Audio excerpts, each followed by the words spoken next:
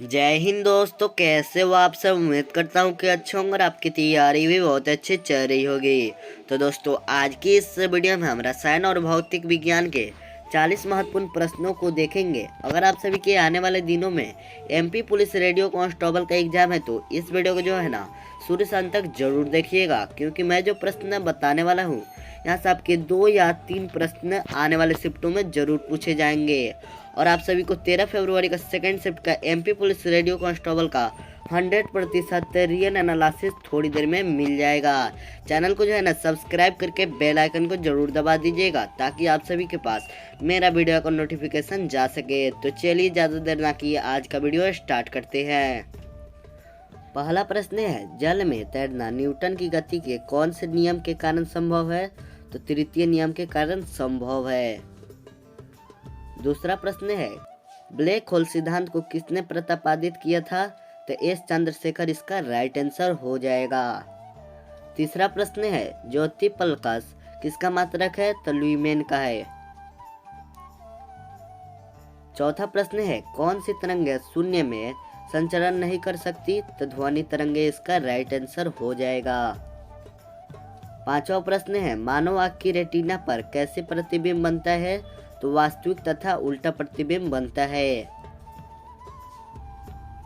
छठा प्रश्न है, आँख के किस भाग द्वारा आँख में प्रवेश करने वाले प्रकाश की मात्रा नियंत्रित होती है? तो आइरिस के कारण होती है। सातवां प्रश्न है, जब प्रकाश की तरंगे वायु से कांस्य में होकर गुजरती है तब केवल किससे परितः प्रभावित होंगे? तो तरंग दैर्ध्य तथा वेग से प्रभावित होंगे। आठवां प्रश्न है, पानी में डूबी एक छड़ी किसके कारण मुड़ी हुई प्रतीत होती है? तो प्रकाश अपवर्तन संवेदी के कारण होती है। नौवां प्रश्न है, किसी तुल्यकालिक उपग्रह की पृथ्वी की सतह से ऊंचाई लगभग कितनी होती है? तो 36,000 किलोमीटर आपका राइट आंसर हो जाएगा। 10वां प्रश्न है, जब कोई वस्तु दो समांतर समतल दर्पण के बीच रखी जाती है तो तब बने हुए प्रतिबिंब की कितनी संख्या होगी?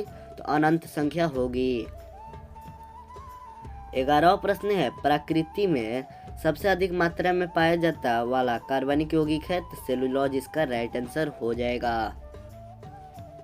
12वां प्रश्न है, यदि पृथ्वी पर पाई जाने वाली वनस्पति समाप्त हो जाए तो किस गैस की कमी होगी? तो ऑक्सीजन की कमी होगी।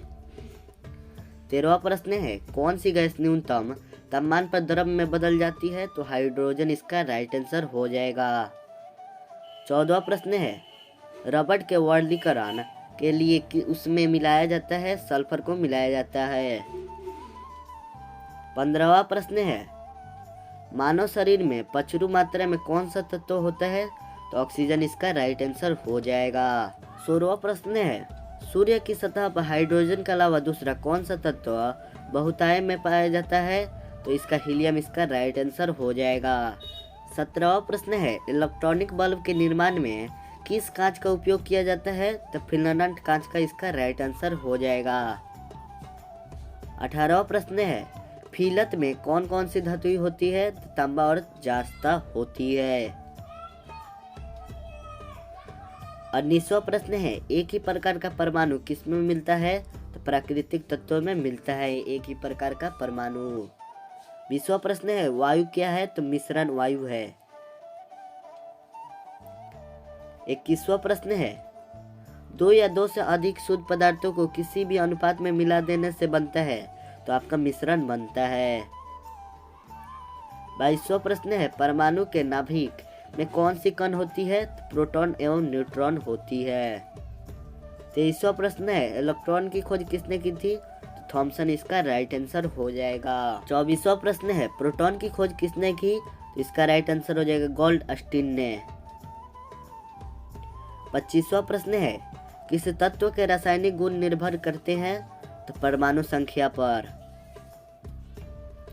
26वां प्रश्न है, मेथान की खोज करता है इवाका, इसका राइट आंसर हो जाएगा।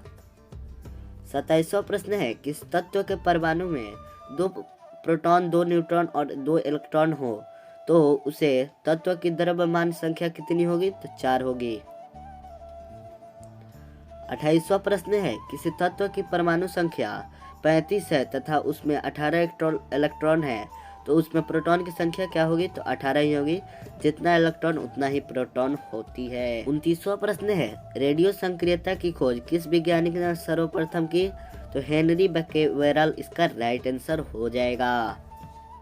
30वां प्रश्न है, किस वैज्ञानिक ने गामा किरणों की खोज की? तो रदरफोर्ड इसका राइट आंसर हो जाएगा। 31वां प्रश्न है, पूर्ण विवरण उत्पमापी किसके सिद्धांत नियम पर आधारित है? तो स्टीफन इसका राइट आंसर हो जाएगा। 32वां प्रश्न है, अति लघु समय अंतरालों को सही करने के लिए कौन सी घड़ियां का प्रयोग किया जाता है? तो परमाणु इसका राइट आंसर हो जाएगा। 33वां प्रश्न है, प्रकाश का तरंग सिद्धांत किसके द्वारा प्रस्तावित किया गया था? तो हाइगेन्स इसका राइट आंसर हो जाएगा। 34वां प्रश्न है, एक हॉर्स पावर कितने वाट के बराबर होता है? तो 746 वाट के बराबर होता है। 35वां प्रश्न है, सूर्य की ऊष्मा पृथ्वी पर किसके माध्यम से आती है? तो विकिरण प्रकार के संचारण द्वारा आपकी सूर्य की ऊष्मा पृथ्वी पर आती है। 36वां प्रश्न है, पृथ्वी की आयु का निर्धारण किस विधि द्वारा किया जाता है? यूरेनियम इसका राइट आंसर हो जाएगा। 37वां प्रश्न है, सेल्सियस पैमाने का 0 डिग्री सेल्सियस फ़ारेनहाइट स्केल के कितने डिग्री के बराबर होगा? तो 40 डिग्री इसका राइट आंसर हो जाएगा। 38वां प्रश्न है, परमाणु बम में विस्फोट में भारी मात्रा में ऊर्जा किसके परिवर्तन के कारण निकलती है? तो द्रव्य ऊर्जा के कारण आपका निकलती है। 39वां प्रश्न है, जल सर्वस्व विशिष्ट किसका मान होता है? तो ऊष्मा का मान होता है। 40वां प्रश्न है, सूर्य विवरण का कौन सा भाग सोलर कुकर को गर्म कर देता है? तो औरत तक किरण इसका राइट आंसर हो जाएगा। फ्रेंड, वीडियो पसंद आई हो तो लाइक, कमेंट, शेयर, सब्सक्राइब जरूर कर दीजिएगा। कमेंट करके जरूर बताइएगा वीडियो कैसा लगा। मिलते हैं नेक्स्ट वीडियो में, तब तक के लिए जय हिंद, जय भारत।